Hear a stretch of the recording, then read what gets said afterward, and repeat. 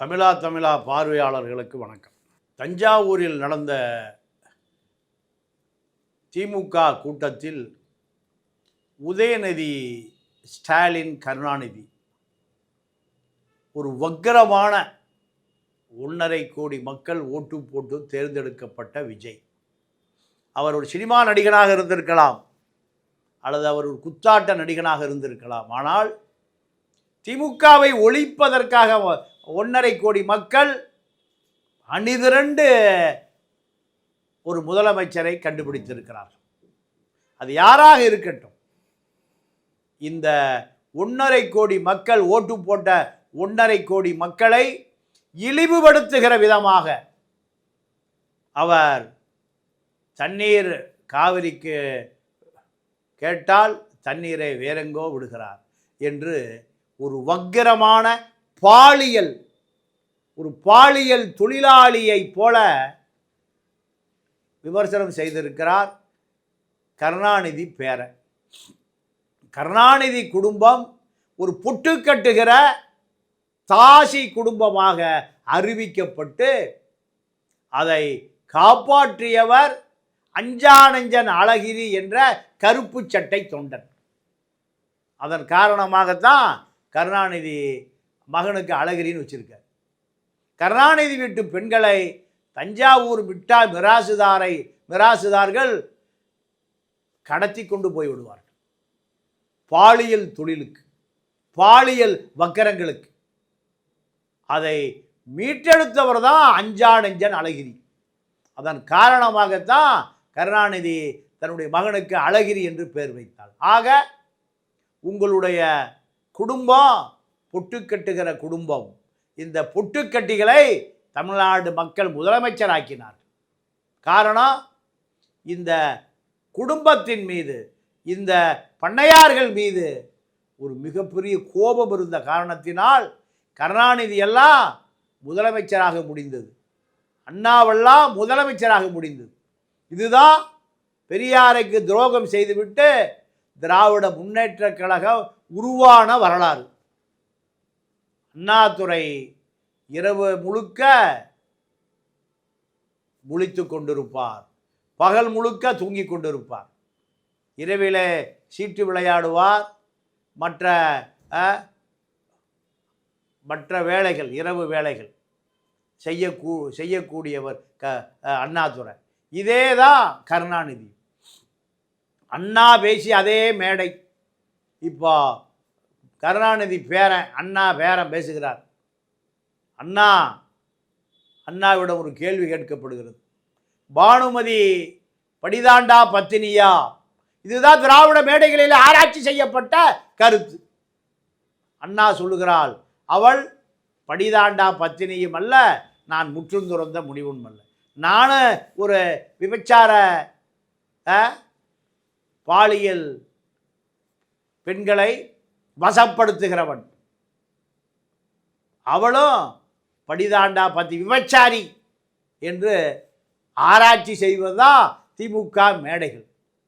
இதுதான் கருணாநிதி குடும்பத்துக்கும் ஆராய்ச்சி தான் அவருடைய வேலைகள். முரசொலிமாறனுடைய தந்தையார் பெயர் என்ன? அண்ணாவுடைய அப்பா பெயர் என்ன? ஏதாவது ஆதாரம் இருக்கா? இன்சியல் இருக்கா? இதைத்தான் இந்த வழிவந்த உதயநிதி விஜயை பார்த்து கேட்கிறார், திரிஷாவை இணைத்து பேசுகிறார். இதற்குத்தான் கூட்டம் கூட்டப்பட்டிருக்கு. தமிழ்நாட்டினுடைய ஜீவாதார பிரச்சனை காவிரி காய்ந்து போனதே கயவன் கருணாநிதியால் தான். சர்க்காரியா கமிஷன் வழக்கு இந்திரா காந்தி சிறையில் அடைத்து விடுவார் என்பதற்காக 6-7 கோடி பேரை காட்டி கொடுத்தவன் தான் கயவன் கருணாநிதி. இந்த கருணாநிதியால் டெல்டா விவசாயிகள் பலாயிரம் பேர் செத்து போயிருக்கான். இந்த அரசியல் மக்களிடம் போய் சேர்ந்து விடக்கூடாது என்பதை தடுத்து நிறுத்தியவர்கள் தான் ஊடக விபச்சாரிகள். குஷ்டரோகி ஆதித்த, கேரளா நம்பியுதிரி தினமலர் பாப்பான், கருணாநிதி குடும்பத்துக்கு சொந்தமான தினகரன் பத்திரிக்கை, மார்வாடி பார்ப்பன பனியா கும்பல், தினமணி, கோயங்கா, இதையெல்லாம் எந்த காலத்தில் எழுத மாட்டான். இந்த மக்கள் முட்டாளாகவே இருந்து மடிந்து போய்விட வேண்டும். எந்த அரசியல் விழிப்புணர்ச்சி வந்துவிடக் கூடாது என்பதால் இந்த 4 ஊடக விபச்சாரம் நடந்து கொண்டு இருக்கிறது. அரசு விளம்பரம் பல ஆயிரம் கோடியை வாங்கிடுவான், பல ஆயிரம் கோடி. இந்த ஊடக 4 விபச்சாரிகள், அந்த 4 விபச்சாரிகள் போன பிறகு இப்போ 40 விபச்சாரி வந்துட்டான். சன் தொலைக்காட்சி, கலைஞர் டிவி, புதிய தலைமுறை, இப்படி பல ஊடக விபச்சாரம் செய்கிறவர்கள் உண்மையை மறைத்து விடுவார்கள். உண்மையை மறைப்பதற்கு பல கோடி உரிமையாளருக்கு, அங்கே வேலை பார்க்குறவனுக்கு பெண் நிறுவனத்திலிருந்து பல லட்சம். இதுதான் உண்மை. 1% கூட மக்களிடம் போய் சேருவதே இல்லை. இப்போ கருணாநிதி பேரை கைது செய்வதற்கு காவல்துறை சென்றிருக்கிறது என்ற தகவல் வருகிறது. இந்த இளைஞனை எதிர்க்கட்சி தலைவர் என்று சொல்லுகிற இந்த நிவேதா பெத்ராஜின் கள்ளக்காதலனை, தாரா நயனுடைய கள்ளக்காதலனை, எதற்காக பால்டால் விஷம் குடித்தாய், ஒரு நடிகை திருமணம் செய்ய வேண்டும் என்பதற்காக விஷம் குடித்தவனெல்லாம் தமிழ்நாட்டினுடைய எதிர்க்கட்சி தலைவன். இதை எங்கே போய் சொல்லுவது? தமிழ்நாட்டு மக்களுக்கு அரசியலே தெரியலையே, முட்டா பயலா மூட பயலா இருக்கான. அரசியல் தெரிந்தால் இந்த உதயநிதியை போன்ற ஒரு பாலியல் வக்கரம் பிடித்தவனெல்லாம் எதிர்க்கட்சி தலைவராக வர முடியுமா? 1 கோடி ஓட்டு விழுந்திருக்குமா? அடிப்படை அரசியலை தெரிந்து கொள்ளாதவன் தான் இவன் தாத்தா கயவன் கருணாநிதியை முதலமைச்சராக வைத்திருந்தான். இன்னும் அவன் சாகிற வரை குற்ற உணர்வே இல்லாமல் இறந்து போனான், மரணம் அடைந்தான். ஈழத்தமிழர் துரோகம், பச்சை துரோகம். பச்சை துரோகம் செய்கிற காலத்தில் திமுக ஜெயிக்குது.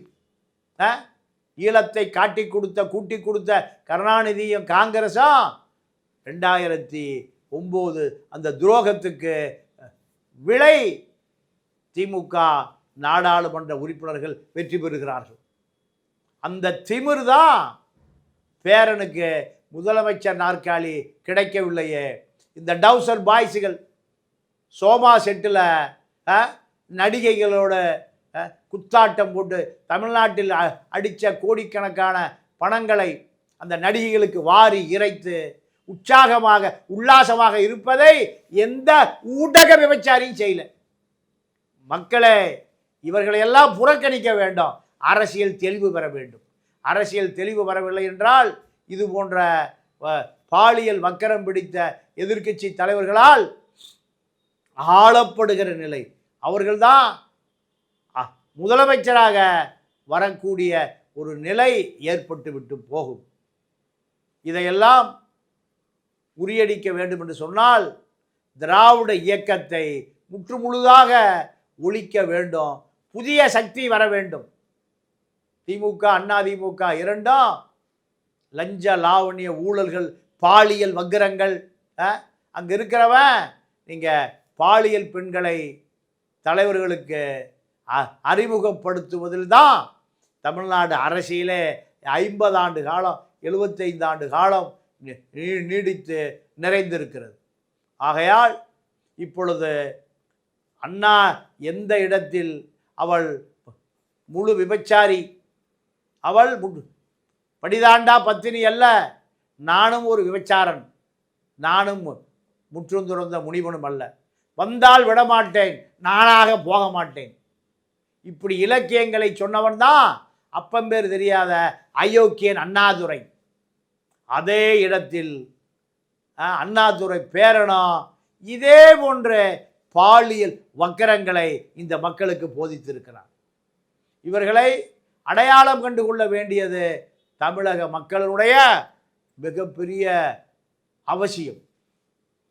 இவர்களிடம் நாட்டை கொடுத்தால் இந்த நாடு என்ன ஆகும்? திமுக தலைவர்கள் அத்தனை பேரும் 2 பொண்டாட்டி, அடுத்தவும் பொண்டாட்டி தான் அதுவும். இதையெல்லாம் இந்த மக்கள் 50 ஆண்டு காலமாக ஏற்றுக்கொண்டதனுடைய விளைவு ஜெயலலிதாவை தொடர்ந்து ஓபிஎஸ், இபிஎஸ் இப்படி அத்தனை பேரும் அரசியல் மேடைகளில் பிரகாசிப்பதற்கு காரணம் தமிழனுக்கு அரசியலே தெரியவில்லை. மலையாளிக்கு தெரிந்த அரசியல் தமிழனுக்கு தெரியவில்லை. தமிழன் என்றைக்கு அரசியலை கற்றுக்கொள்வது? இது போன்ற களிசடை தலைவர்களால் இவன் தலைமை தாங்கப்பட்டு இருக்கிறான். இத்தனை ஆண்டு காலம் இவன் மீதும் புகார், இவன் தந்தை மீதும் புகார். ஒரு தொலைக்காட்சி செய்தி வாசிப்பாளரை கடத்தி கொண்டு போய் கற்பழித்த புகார். அதுக்கு சொந்தக்காரன் இந்த நாட்டில் முதலமைச்சர். நோயோடு வாழ்ந்து கொண்டு இருக்கிறான். என்ன நோய்? பாலியல் நோயோடு வாழ்ந்து கொண்டு இருக்கிறான். இவனெல்லாம் இந்த நாட்டினுடைய முதலமைச்சர். இப்படி பாலியல் தொழிலாளிகள், பாலியல் பெண்கள் இல்லாமல் திராவிட முன்னேற்ற கழகமே இல்லை, அண்ணா திராவிட முன்னேற்ற கழகமே இல்லை. இவர்களெல்லாம் கோடிகளை கொள்ளையடிப்பது, அந்த புறத்தில் பாலியல் பெண்களோடு கும்மாளம் அடிப்பது, இதை தாண்டி இவர்களிடம் எந்த அரசியலும் இல்லை. ஆரோக்கியமான அரசியல் இல்லை, காவிரி அரசியல் இல்லை, முல்லைப்பெரியாறு அரசியல் இல்லை, ஈழத்தமிழன் அரசியல் இல்லை, கச்சத்தீவு அரசியல் இல்லை. இப்படி அடுக்கிக் கொண்டே போகலாம். 100 காரணம் இருக்கு. ஆனால் பாலியல் பெண்களை, பாலியல் தொழில் செய்கிற நடிகைகளினுடைய தயவில் தான் இந்த அண்ணா திராவிட முன்னேற்ற கழகம் இயங்குகிறது. காரணம், இந்த இயக்கம் என்பது ஒரு சிந்தனையாளர்களிடம், ஒரு தத்துவ மேதைகளிடம், மக்களை நேசிக்கக்கூடிய ஒரு ஜீவாவிடம் அரசியல் வெளியேறிவிட்டது. திமுக, அண்ணா திமுக, இல்லை என்றால் தாவேகா, திமுக, அண்ணா திமுக, மூன்றும் ஒரே அளவீடு தான். இந்த அளவீடுகளில் இவர்களுடைய சர்ச்சை அத்தனையும் பாலியல் சர்ச்சைகள் தான், பாலியல் மோதல்கள் தான். எம்ஜிஆரை பற்றி கருணாநிதி பேசுவது நடிகளை பற்றி தான். திமுக மேடை எம்ஜிஆருடைய அந்த புறத்தை, ஜெயலலிதாவுடைய அந்த புறத்தை ரசிப்பது தான் திமுக மேடைகளிலே அரசியல். அதிமுக மேடைகளிலே கருணாநிதியுடைய அந்த புறத்தை ரசிப்பது தான் அரசியல். இப்படி 2 திராவிட இயக்கங்களும் அந்த புற அழகிகளை பற்றி ஆராய்ச்சி செய்வது தான் தமிழ்நாட்டு அரசியலை. இதில் தப்பி பிழைத்தவன் எம்ஜி ராமச்சந்திரன். இந்த எம்ஜிஆர் ஈழத்தமிழனுக்காக கண்ணீர் விட்டார், ஈழத்தமிழனுக்காக தலையில் அடித்து கொண்டு அழுதார். கடைசி வரை குடிமை பொருள் ரேஷன் கடைகளில் உழைக்கிற மக்களுக்கு எந்த தடையும் இல்லாமல் பார்த்து கொண்டார். இப்படி அரசியலே தெரியாத, அரசியலில் ஏமாற்றப்பட்ட கருணாநிதியால் கண்டுபிடிக்கப்பட்டு அடித்தட்டு மக்களிடம் அரசியலை கொண்டு போய் சேர்த்தவர் எம்ஜிஆர் ஒருவர் தான். இந்த 75 ஆண்டு காலத்தில் திராவிட இயக்கம் ஆட்சிக்கு வந்த 67லிருந்து எம்ஜிஆர் மரணமடைகிற 87 வரை அடித்தட்டு மக்கள் அதிகாரத்துக்கு வர முடிந்தது என்றால், சேரிகளிலே, அருந்ததியர் காலனிகளிலே அதிகாரம், ஒன்றிய செயலாளராக, கிளை செயலராக அவர்களுக்கு அதிகாரத்தை கொண்டு வந்து சேர்த்தவன் அந்த ஒரே ஒரு தலைவன் எம்ஜிஆர் மட்டும்தான்.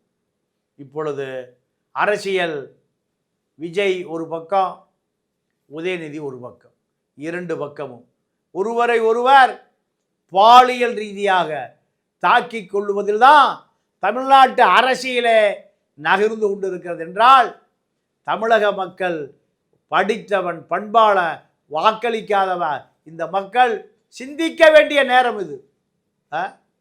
ஒரு நாகரிகமான அரசியல் இல்லை, தத்துவார்த்த அரசியல் இல்லை. ஆகையால் தமிழர்களே, தமிழ் தேசிய அரசியலை கற்றுக்கொள்ளுங்கள். 234 தொகுதிகளிலும் அரசியல் தெரிந்த நிருபர்கள் தேவை. தொடர்பு கொள்ளுங்கள். தமிழ் தேசிய அரசியலை கற்றுக்கொள்ளுங்கள். நன்றி, வணக்கம்.